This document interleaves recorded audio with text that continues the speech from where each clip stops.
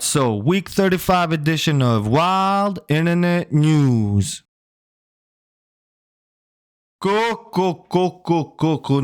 Some jokes write themselves, and especially those that happen in like dictatorships. All right, so get this. The Jerusalem Post reports that an Iranian realtor... Wait, ain't these guys beefing? Anyway, an Iranian realtor got arrested for selling an apartment to a dog. Ruff, ruff. Iranian authorities arrested the realtor and shut down his business for trying to normalize moral violations.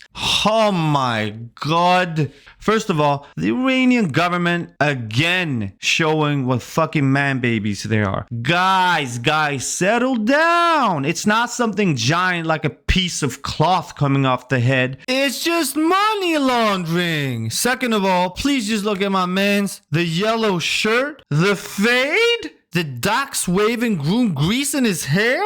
Oh, I know a guy that looks just like him. We call him Mr. Insurance Fraud.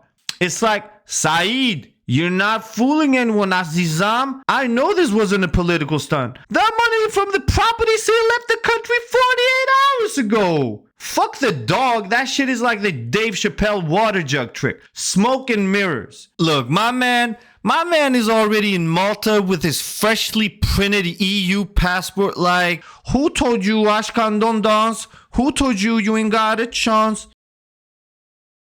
Oh my God, no. This next story gives me a migraine. As if we didn't have a million reasons already not to visit that fucking country, Australia. All of them having to do with animals. Now you can expect to get their weird fucking creatures lodged in your frontal lobe. Get this from The Guardian. It was a fairly regular day on the ward for Canberra Hospital infectious diseases physician Dr. Sanjaya until a neurosurgeon colleague called him and said, "Oh my God, you wouldn't believe what I just found in this lady's brain, and it's alive and wriggling." What do you mean alive and wriggling?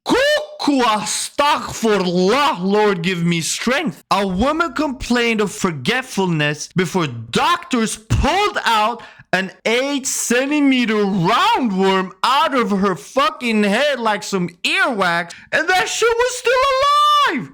Man, at that point, I'd tell them put that shit back so the forgetfulness would come back, because I am not living the rest of my life knowing I had a real life illicit tadpole in me. Fuck that shit.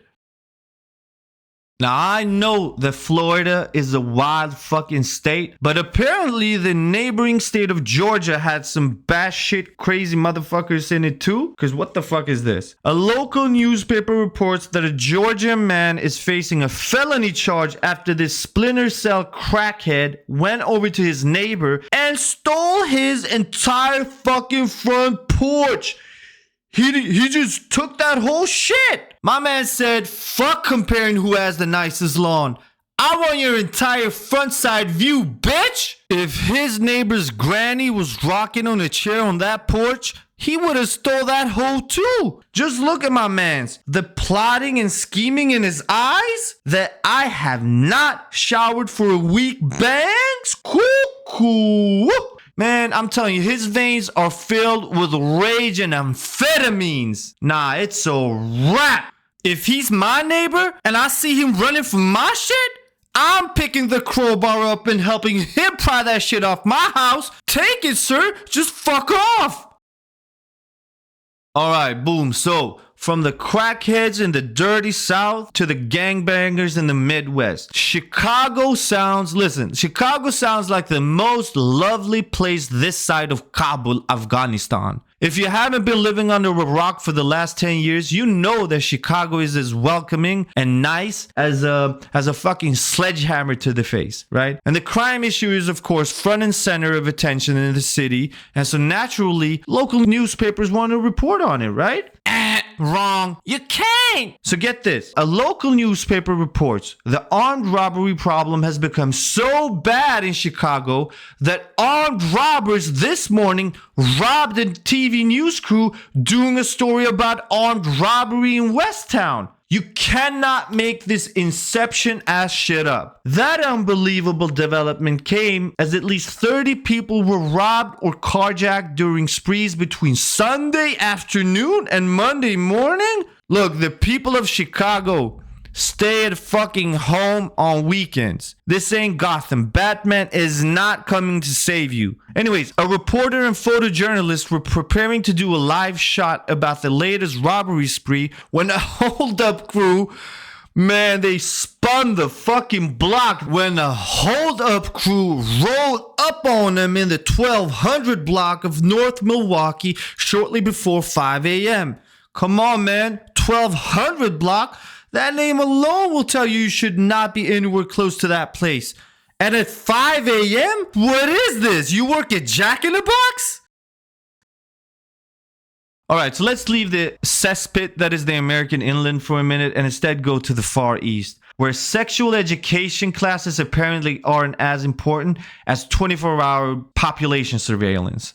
So, Newsweek just dropped the weirdest news on this list, which says a lot, right? A Chinese married couple who were desperately trying to conceive learned that they had been having sex the wrong way for years. So that alone is a red fucking flag. What do you mean the wrong way? Did you do it at the wrong time of the month? The wrong time of her cycle? Did you do it upside down? What do you mean wrong? The young pair went to see an obstetrician after the woman failed to get pregnant despite having sex on a regular basis. Oh no. I can already tell this guy was scheming. He did not want to be a father. During their appointment, the woman admitted that sex was usually painful, and a gynecological examination showed that they had mistakenly been having anal sex to conceive?